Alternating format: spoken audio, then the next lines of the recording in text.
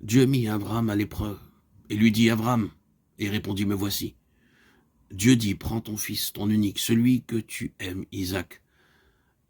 Va-t'en au pays de Moria et là offre-le en holocauste sur l'une des montagnes que je te dirai. » Genèse 22, 1, 2. Dieu apparaissait là pour la 9e fois à Abraham, de même que ce dernier avait été gouverné précédemment par son affection pour Ishmaël, Genèse 21. Il y avait aussi une tentation pour Sarah à l'égard d'Isaac de ne pas permettre à Abraham de l'offrir. Aussi Abraham ne révéla-t-il pas à Sarah la demande de Dieu au sujet d'Isaac. L'expérience avait montré à Abraham le danger de confier à sa femme certains sujets importants.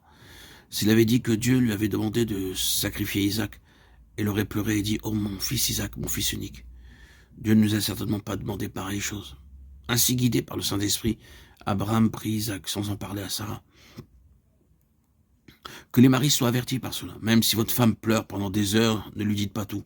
Ne l'écoutez pas pour des questions qui ne regardent que vous et Dieu. Apprenez à donner la première place à Dieu et à sa volonté. Certains maris pensent devoir partager absolument tout avec leur femme. Ils pensent leur témoigner davantage d'amour en leur disant tout. Certains serviteurs de Dieu nuisent de la sorte à l'œuvre du Seigneur. Ils partagent toutes les questions d'église avec leurs femmes.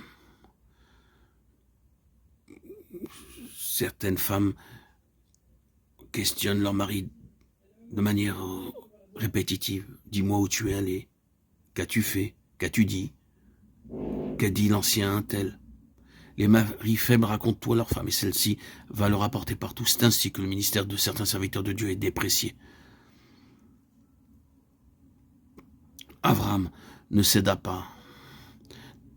Donc il ne dit rien à sa femme.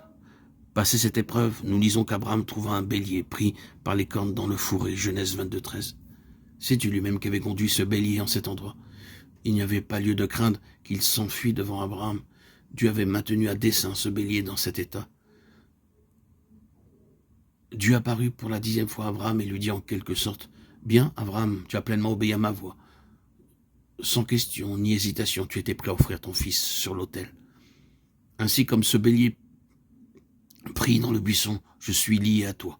À présent, tu peux m'ordonner et je t'obéirai, je suis à ton service. » Quel mystère! Dieu était lié à Abraham. Nous ne réalisons pas le privilège d'obéir à Dieu.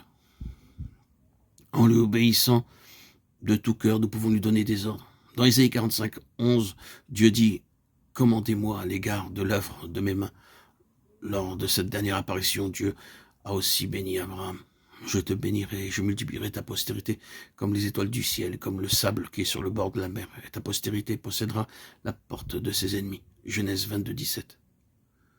Dieu a l'intention de nous donner son royaume tout entier, de nous accorder la victoire sur tous nos ennemis et l'administration de ses œuvres.